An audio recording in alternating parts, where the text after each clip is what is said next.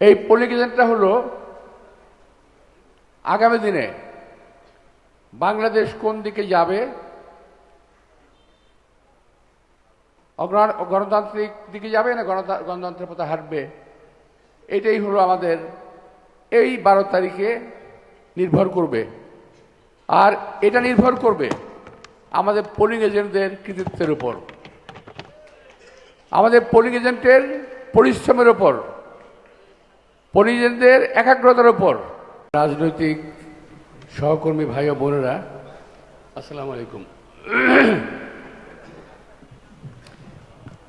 আমরা প্রায় 17-18 বছর রাস্তায় ছিলাম, তাই না? পলাতক ছিলাম, বাড়িতে আসতে পারি নাই। অনেকের বাবা অসুস্থ, মা অসুস্থ, সন্তান অসুস্থ, কিন্তু আমরা বাসায় আসতে পারি নাই। অনেকের বাবা মা মারা গিয়েছে, দেখতে পারি নাই। হয়েছে না এমন? সারা বাংলাদেশের বিএনপির প্রতিটি নেতা কর্মী এই সমস্যায় ভুগেছে। আমাদের আমিও ভুক্তভোগী হয়েছি। এরপর দীর্ঘদিন অতিক্রম করেছি আমরা। এখন এত পরিশ্রমের ফল একেবারে বৃথা যায় নাই, এত ত্যাগের ফল বৃথা যায় নাই। আমরা যে কারণে যুদ্ধ করেছি, কষ্ট করেছি, সেটা ছিল আমাদের ভোটের অধিকার অর্জন করা, ভোটের অধিকার প্রয়োগ করা, কথা বলার অধিকার অর্জন করা। আল্লাহর রহমতে সেখানে আমরা সফল হয়েছি, কিন্তু এর বিনিময়ে আমাদের অনেক ত্যাগ করতে হয়েছে, অনেক ত্যাগ, অনেক সময়, অনেক বছর কষ্ট করতে হয়েছে আমাদেরকে। দীর্ঘ প্রতীক্ষিত এই সময়টা অত্যন্ত কাঙ্ক্ষিত। এটা আমরা চেয়েছিলাম এই সময়টা আসুক। আমাদের যত পরিশ্রম আমরা করেছি, আগামী 12 তারিখ সেটা একটা ফল আমাদের ঘরে তুলতে হবে। এই জন্য আজকে আপনাদের এখানে আমাদের পোলিং এজেন্টদের একটা বিশেষ ট্রেনিং হচ্ছে। আমি বেশি বক্তব্য দেব না। এই পোলিং এজেন্টটা হলো আগামী দিনে বাংলাদেশ কোন দিকে যাবে, গণতান্ত্রিক দিকে যাবে না গণতন্ত্রের পথে হাঁটবে, এটাই হলো আমাদের এই 12 তারিখে নির্ভর করবে। আর এটা নির্ভর করবে আমাদের পোলিং এজেন্টদের কৃতিত্বের উপর, আমাদের পোলিং এজেন্টের পরিশ্রমের উপর, পোলিং এজেন্টদের একাগ্রতার উপর। পোলিং এজেন্ট কিন্তু সহজ কাজ নয়। এটা কিন্তু অনেকেই ভুল করবেন না, এটা আগে মানসিক প্রস্তুতি নেন। এটা সহজ কাজ না। যদিও মারামারির ভয় নাই, গ্রেপ্তার হওয়ার ভয় নাই, কোনো সমস্যা নাই, তারপরও কাজটা কিন্তু অত্যন্ত দায়িত্বপূর্ণ এবং দায়িত্বশীল কাজ। আপনি মনে রাখবেন, এই নির্বাচনের ফলাফল সঠিকভাবে ঘরে আনার দায়িত্ব হলো এই পোলিং এজেন্টদের। ওখানে মির্জা আব্বাসের কোনো হাত নাই, পোলিং এজেন্টের হাত আছে।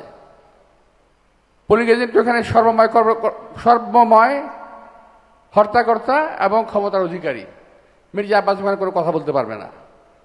আপনারা আমার প্রতিনিধি হিসেবে, বিএনপির প্রতিনিধি হিসেবে ওখানে কাজ করবেন।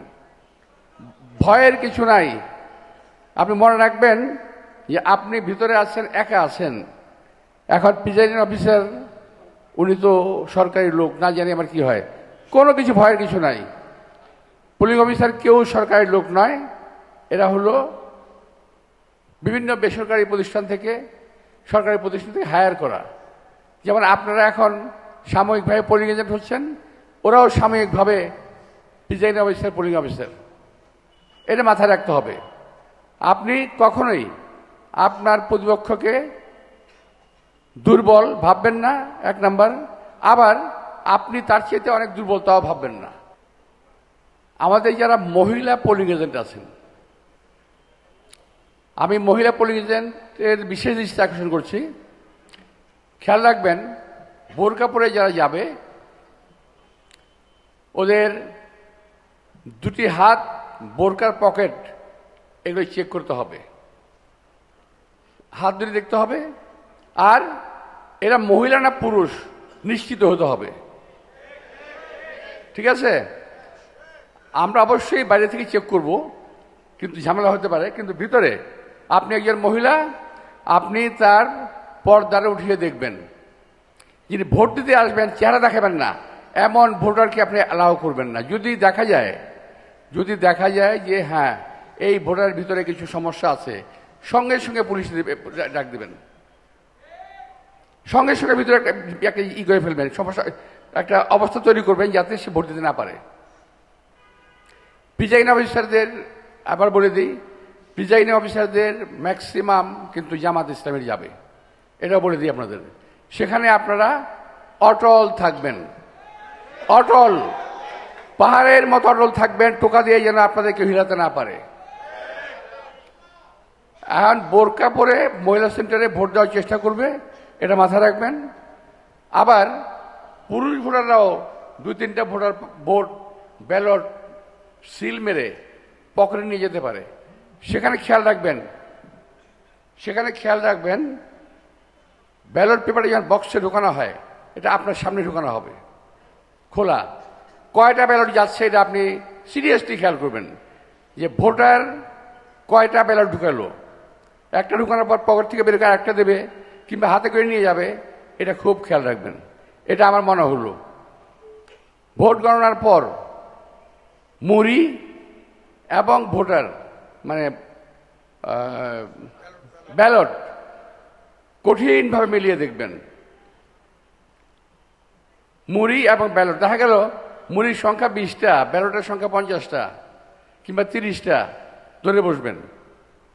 এবং যদি বলে প্রিজাইডিং অফিসার যে আমরা এটা পরে দেখব, কোনো অবস্থাতেই পরে দেখার সুযোগ নাই, ওখান থেকে বেরোতে দেবেন না, ওখান থেকে বেরোতে দেবেন না। যদি বেরোতে চায়, যা ভোট হয়েছে লিখিতভাবে দিয়ে তারপরে যাবে। লিখিত না নিয়ে আপনারা বেরোবেন না ওখান থেকে। বাইরে হয়েছি হবে, গন্ডগোল হবে, পাত্তাই দিবেন না। এটা পুলিশ থাকবে, আর্মি থাকবে, কোনো সমস্যা নাই, আমাদের কুমিরা তো থাকবেই। ঠিক আছে?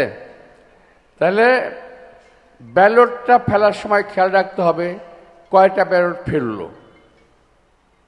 এটা কিন্তু সিরিয়াস, সবচেয়ে সিরিয়াস, কয়টা ব্যালট ফেললো এটা দেখবেন আপনি।